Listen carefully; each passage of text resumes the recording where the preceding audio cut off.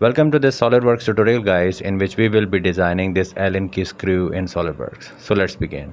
Click on part and click OK. From here change the background to plain white for better visualization, and here select mmgs as units, which are millimeters. Now select here front plane and click on sketch, and from here drop down this menu and here select midpoint line. The benefit of this midpoint line is that it creates line in both directions. Now select this line and assign this horizontal relation to make sure that this is at 0 degree. And from here select a center line and create a vertical straight center line here. Now select line, create a vertical line like this and inclined line up to this point, and we will create the similar lines onto the other side here. And as you can see, this is not symmetric. To perfectly align, hold Ctrl key from your keyboard, select this point, and here assign this horizontal relation, and as you can see this is aligned now. Similarly, hold Ctrl key from your keyboard, select these two lines and make relation equal, and now this is very much symmetric and aligned. Select this smart dimensioning tool and specify the length of this line, which is 3 mm. You can drag it down here. By the way, this is optional. Select smart dimensioning tool, select these 2 points and here assign 1.5 mm the distance, and after that select this line and here specify 10 mm as length of this line. And now as you can see, the sketch is fully defined.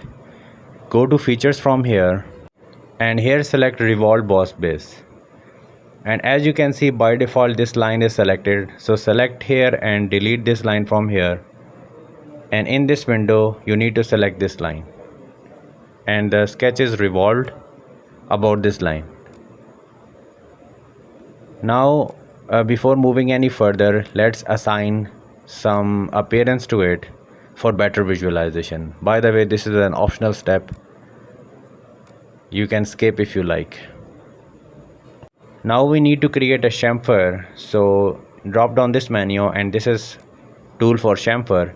When you select it, you need to select this edge from here, and here you need to assign 0.5 in this window and check this box from here.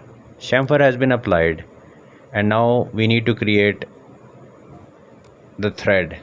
So in whole wizard you can find thread and click OK from here, and in this thread location window you need to select this circular edge, and now we need to specify some parameters. Check this offset option from here and here specify 1.5 as offset. It is not showing, but I will explain you somewhat later.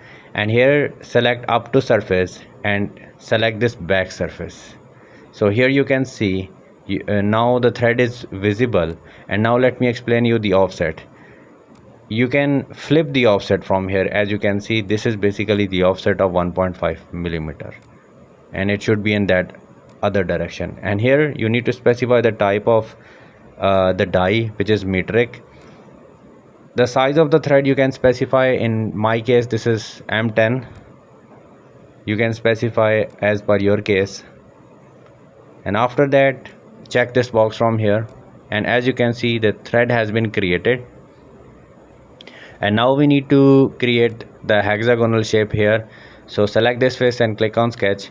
For reference I am making this center line, so from this yellow dot to this yellow dot create a center line and simply exit the sketch from here. This center line will be appeared and it will be used for reference only.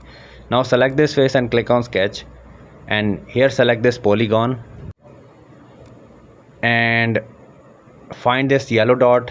This basically this center line is used for reference to find this yellow dot. Now select these two lines and here make relation parallel, and after that we need to specify the length of this hexagon. So select these two lines and here specify the length as 3 mm. And now the sketch is fully defined as you can see it from here. Now we need to go to features and here select extruded cut, and we need to cut it up to 3 mm depth. So here specify 3 mm and press enter button or check this box from here. And now we need to modify it further.